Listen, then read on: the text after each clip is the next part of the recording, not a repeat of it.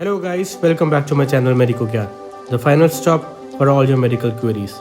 I hope everyone is good and taking care of themselves. Please subscribe our channel if not done already and press the bell icon button to receive the further notification. So friends and my dear doctors, today we shall be discussing a very common topic in the ICU setups, hyperkalemia. Here in this video, we will be discussing about the various causes of hyperkalemia, the signs and symptoms, and the treatment protocol of it. Before going further into the hyperkalemia, we shall be studying about the physiology of the potassium ion. Potassium, as you know, is the major intracellular cation. It is an intracellular cation. Suppose this is a cell, then 98% of the potassium is present within the cell, while the 2% is present outside of the cell. The total body potassium in a human adult is 50 milliequivalents per kg. Suppose we have a guy weighing 70 kg, the weight of the individual is 70 kg, then the total body potassium will be 70 into 50, that equals to 3500 milliequivalents. The normal potassium value ranges between 3.5 to 5.5 milliequivalents per liter. So this is the normal range of the serum potassium ions. So what is hyperkalemia? As you already know, the normal potassium value is 3.5 to 5.5 milliequivalents per liter. So any potassium value which is more than 5.5 milliequivalents per liter is known as hyperkalemia.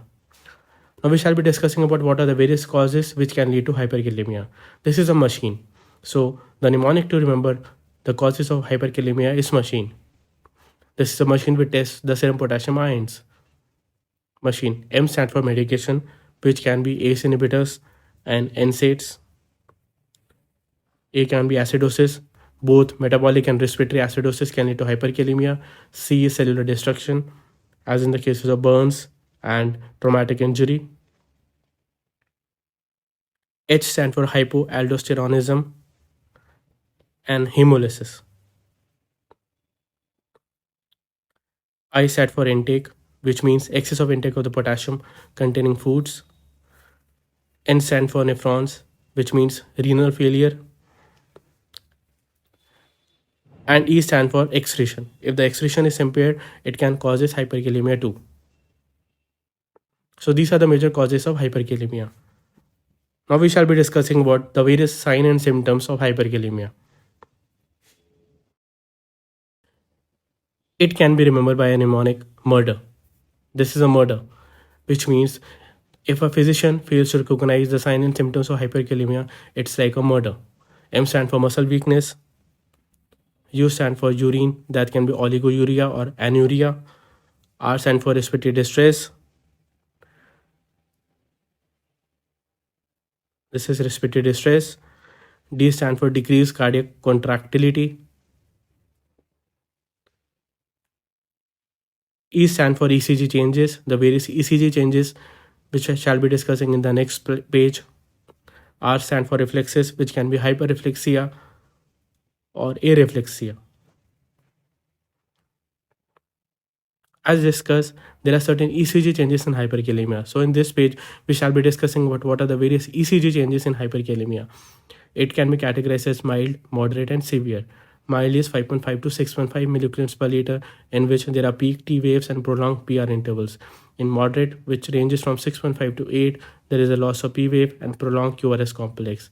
And in cases of severe hyperkalemia, there is a progressive widening of QRS complex, sine wave, ventricular fibrillation, asystole, axis deviation, bundle branch block, and fascicular block.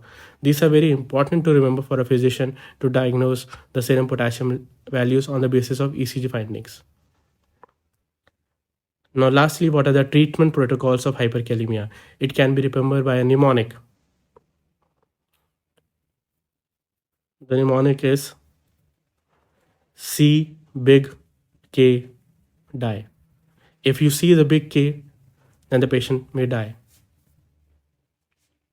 C big K die. C stands for calcium gluconate. The calcium gluconate stabilizes the cardiac membrane. The B stands for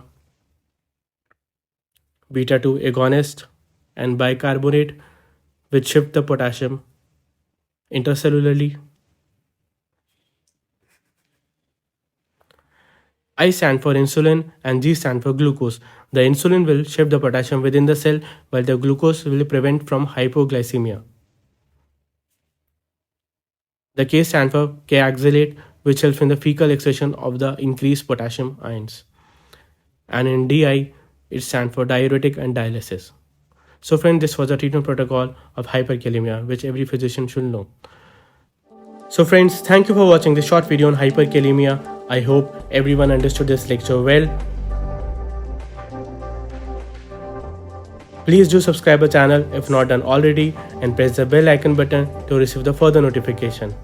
You can also post your comments and let us know about your feedback. Please do follow us at www.medicogyan.com and stay tuned for my upcoming video.